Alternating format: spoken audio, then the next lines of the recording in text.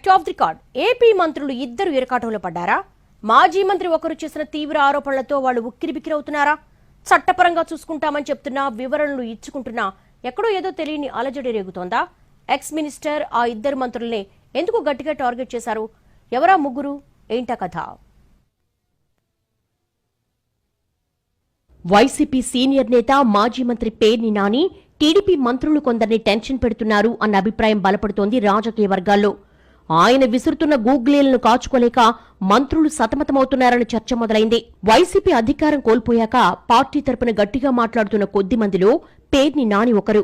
తాను మంత్రిగా ఉన్నప్పుడు జనసేన అధ్యక్షుడు పవన్ కళ్యాణ్నే ఎక్కువగా టార్గెట్ చేసిన పేర్ని అధికారం కోల్పోయాక మాత్రం కొన్ని అంశాల మీద ప్రధాన స్పీకర్ గా మారిపోయారు. ఈ క్రమంలోనే తాజాగా కేబినెట్ మంత్రులను టార్గెట్ చేయడం పొలిటికల్ హాట్ అవుతోంది. తొలి నుంచి ప్రభుత్వ విధానాలు విమర్శిస్తున్న పేర్ని నాని తాజాగా తన ఫోకస్ ను మంత్రుల మీదకు మళ్లించడం చర్చనీయాంశమైంది. ఆ మధ్య తమ పార్టీ అధ్యక్షుడు జగన్ ఉద్దేశించి మంత్రి అనగాని సత్యప్రసాద్ విమర్శలు చేయగానే కౌంటర్ ఇస్తూ పెద్ద బాంబే పేల్చారు పేర్ని. వైసీపీ అధికారంలో ఉన్నప్పుడు తమ గూటికి చేరేందుకు అనగాని ప్రయత్నించారని, అందుకోసం 25 కోట్ల రూపాయలు అడిగారని ఆరోపించారు.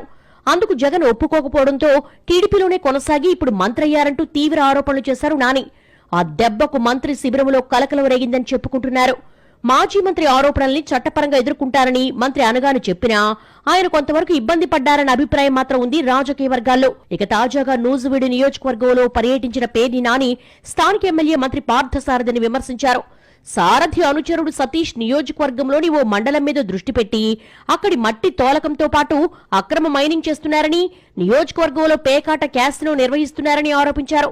వాటి మీద మంత్రి సారథి స్పందించకపోయినా ఆయన వర్గం నేతలు కౌంటర్ ఇచ్చే ప్రయత్నం చేశారని, అది కూడా పూర్తి స్థాయిలో జరగలేదు అనేది చెప్పుకుంటున్నారు. నాని ఇలా వరుసగా మంత్రులను టార్గెట్ చేయడం, తీవ్ర ఆరోపణలు గుప్పించడంపై అధికార పార్టీలో చర్చ జరుగుతోందట. కూటమి అధికారంలోకి వచ్చాక ఇప్పటికే నాని మీద పలు కేసులు బుక్ అయ్యాయి. తాజాగా సీఎం చంద్రబాబు, ఉప ముఖ్యమంత్రి పవన్ కళ్యాణ్ ఉద్దేశించి చేసిన వ్యాఖ్యలకు సంబంధించి కూడా మచిలీపట్నంలో కేసు నమోదైంది. అధికారం కోల్పోయిన తర్వాత తన ప్రత్యర్థి బందరు ఎమ్మెల్యే మంత్రి కొల్లు రవీంద్ర గురించే ఎక్కువగా మాట్లాడిన పేర్ని ఇప్పుడు మిగతా మంత్రులను కూడా ఎందుకు టార్గెట్ చేశారు అన్న చర్చ జరుగుతోంది రాజకీయ వర్గాల్లో. అందుకు సమాధానంగా ఓ కొత్త రీజన్ చర్చల్లోకి వస్తోంది. వైసీపీ అధినేత జగన్మోహన్ రెడ్డి మీద విపరీత వ్యాఖ్యలు చేస్తున్న మంత్రులపై పేర్ని ఫోకస్ పెట్టి ఉండొచ్చన్నది కొందరి డౌట్.